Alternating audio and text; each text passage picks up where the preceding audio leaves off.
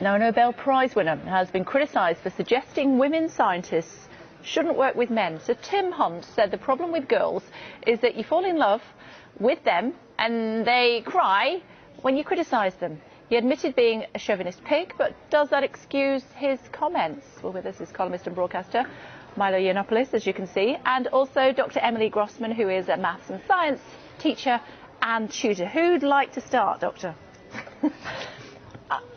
I think the issue here is that his comments are irresponsible in an environment where there is such a strong gender imbalance still in the sciences.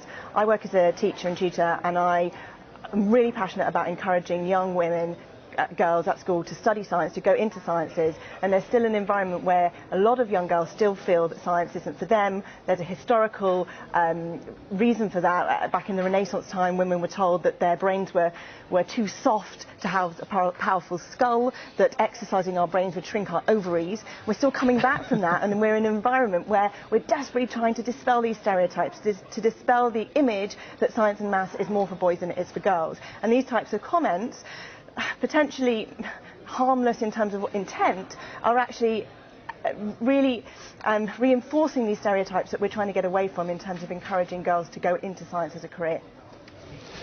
We hear this a lot from scientists, you hear a lot in particular from female scientists, but the fact is that there is some reason to suppose that there is an advantage to being a man in certain subjects. There's reason to suppose that gender essentialism, biological determinism, whatever you want to call it, the fact that there are male brains and female brains, may indeed have some basis in science. Now, this is sort of thrown out of the window completely by feminists and female academics who just refuse to accept that there's any reason whatsoever why there might be a gender imbalance. Two things on that. One, actually the science is very much still out on that. And two, if you look at equality in society, if you look, for example, at Bangladesh versus Norway, what you notice is the number of women in science and technology subjects actually goes down as societies get more equal, because women simply don't make the same choices that female academics and feminists would like them to. Women actually don't want to go into the sciences on the whole, and when they have every option available to them, they tend to choose not to. I don't think that's the issue. I think it's about confidence. I think women suffer.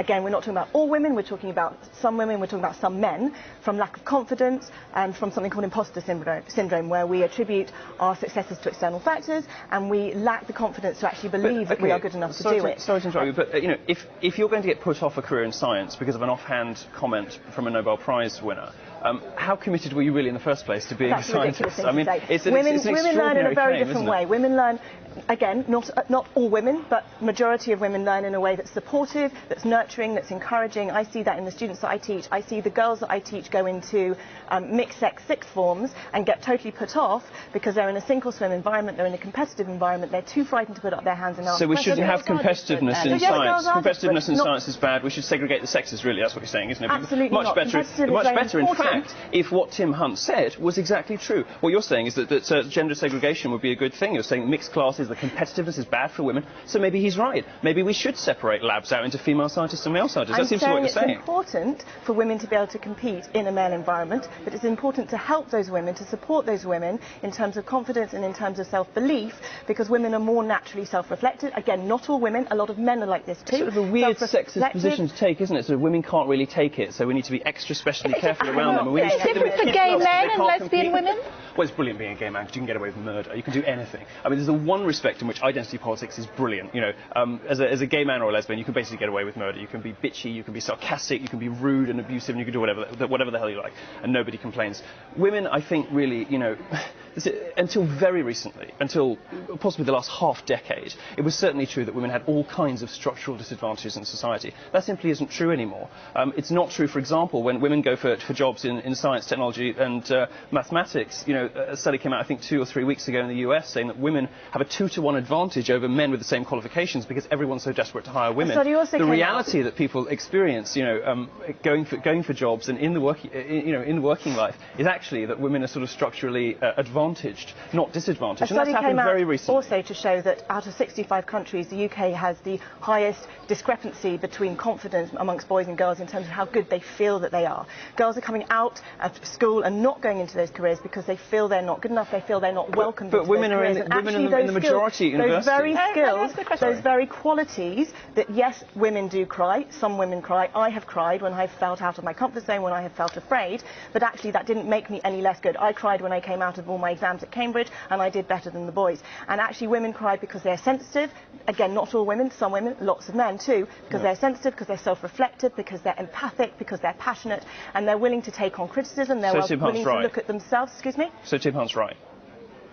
He's right that women cry, but the implication that that makes us at a disadvantage, that puts us in as people who shouldn't be going into... I don't think he made that implication. What he was saying is that he finds... to make that kind of comment in an environment when he never said that makes women less competent. What he said was he finds it personally a distraction. He said that he finds it a distraction in science. Rather than women. And he's a silly old man who doesn't understand the latest, the latest sort of feminist politics on this. What is he? 73 years old? We can't expect him. Septuagenarian. Right. We can't expect him to be up on the, all of that kind of stuff. He's in a position of responsibility. What we're witnessing really is a comment that would be perfectly unobjectionable if it were over the dinner table, or if it was, for example, your own granddad. It wouldn't be unobjectionable if there were young girls present who were studying maths and science at school. And Andrew Short has tweeted to say, is it because he's made these comments because, leaning to your point, because he's a septuagenarian and he's from a bygone era, sexism in the modern world has no place, but he is an old man, and so do we have to forgive him? Of course, I'm not talking about him and his comments